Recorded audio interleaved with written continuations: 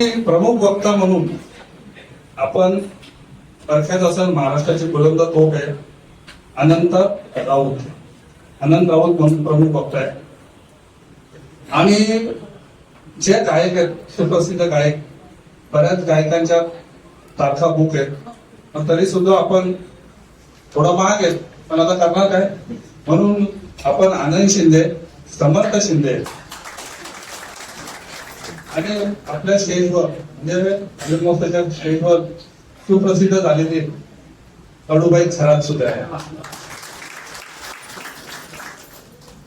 शिंदेताई आणि बऱ्याच इतर गायक सुद्धा आहेत. म्हणजे 10 ते 12 सिंगर आहेत.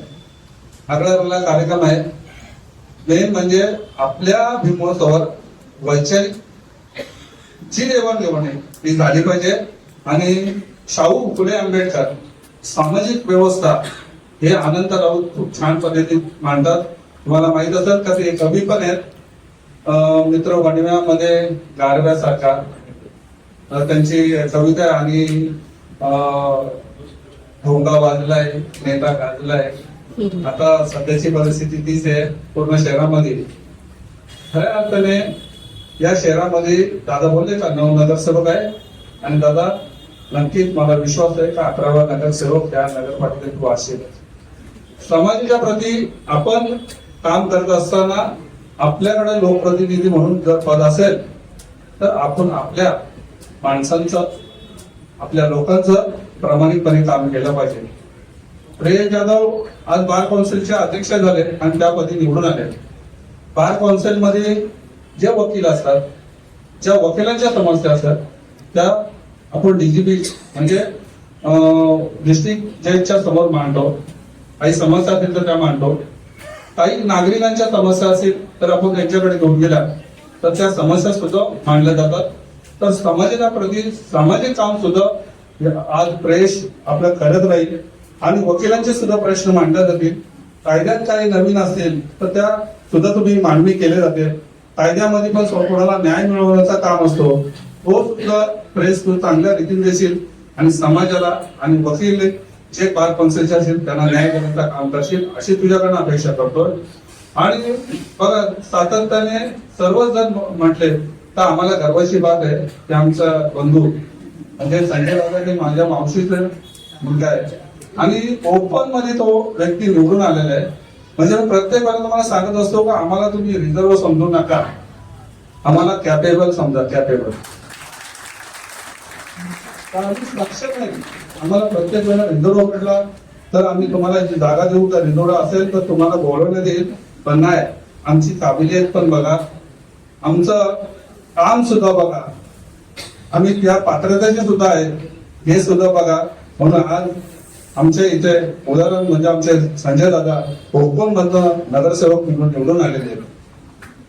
खऱ्या अर्थाने ह्या संपूर्ण भागापूर शहर आणि ग्रामीण मध्ये खूप लोक मागच्या टायमाला म्हणजे जागा झाली नाही, खूप खुर्च्या कमी पडल्या. म्हणजे भीम महोत्सव हा सातत्याने प्रत्येक वर्षी भीम महोत्सव मोठ्या उत्साहात आणि चांगल्या म्हणजे खूप जनता तिथे उपस्थित राहते.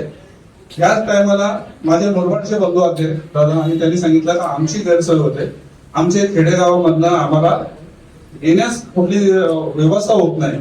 तर मी त्या मुरबाडसाठी 12 बसची व्यवस्था केलेली आहे.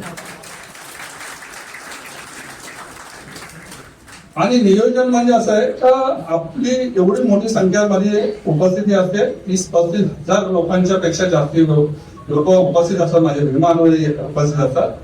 पण मला प्रत्येक वेळेला पोलीस प्रशासन म्हणतो का बाबा एवढी जर सर्व समुदाय तिथे असेल तर मग जाताना काय गैरव्यवस्था होते का, तर जाताना अजिबात नाही. 10वे वर्ष आजपर्यंत काही व्यवस्था झाली नाही.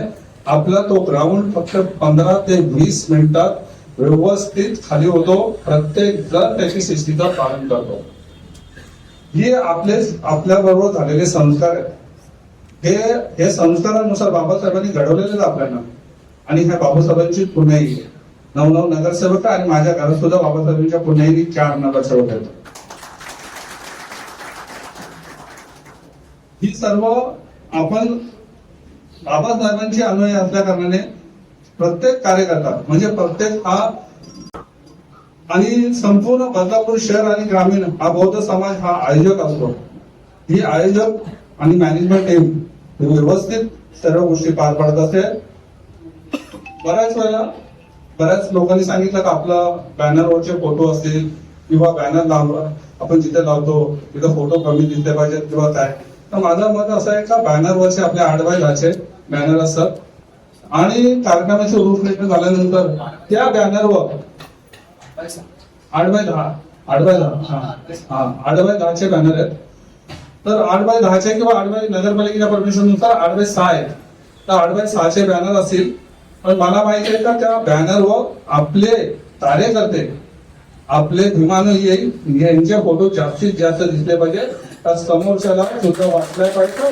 तर तुमच्या बरोबरचे कार्यकर्ते खूप मोठ्या प्रमाणात हे आपल्याला दाखवायचे आहे. आपल्या एकट्याचा फोटो असला तर बोलतील का बाबा एकट्यानेच फोटो लावला. तर आपली मोठी फळी दिसली पाहिजे. जर आपण ईस्ट वेस्टला बघितलं तर 100 फोटो आहेत. मी बॅनरवर बघितलं 100 फोटो आहेत. तर नक्कीच चांगल्या प्रकारे बॅनर लावा. खांबल्या जो असतो लाईट पोल असतो त्या लाईट पोलवर तुम्ही बॅनर लावू नका कारण नगरपालिकेची परमिशन आहे आणि रितशीर परमिशन आपण नगरपालिकेकडे घेतोय म्हणजे कोणाला त्रास होणार नाही आणि पोलीस स्टेशनची सुद्धा परमिशन घेतो. म्हणजे प्रत्येक आपण कायद्याचा दुरुपयोग करत नाही. कायद्याच्या चौकटीत राहून या संविधानाच्या चौकटीत राहून आपण आपला काम करत असतो. दादाने आता मला संजय दादाने आणि नंदा दादांनी सूचना केली तर भीमोत्सव असताना आम्ही सुद्धा वर वक्ता असतो आणि वक्ता असल्यानंतर आम्ही सुद्धा तुझ्या बरोबर असलं पाहिजे. कारण तुम्ही माझी ताकद आहे. तुम्ही तर माझ्या बरोबर आहात. आज 10 वर्ष झालं माझ्या बरोबर आहे. फक्त नियोजन करत असताना कोणाला राग येणार नाही. माझं तेच असतं मी कोणाचं मन दुखत नाही. मी प्रत्येकाला त्याचं मन दुखणार नाही अशा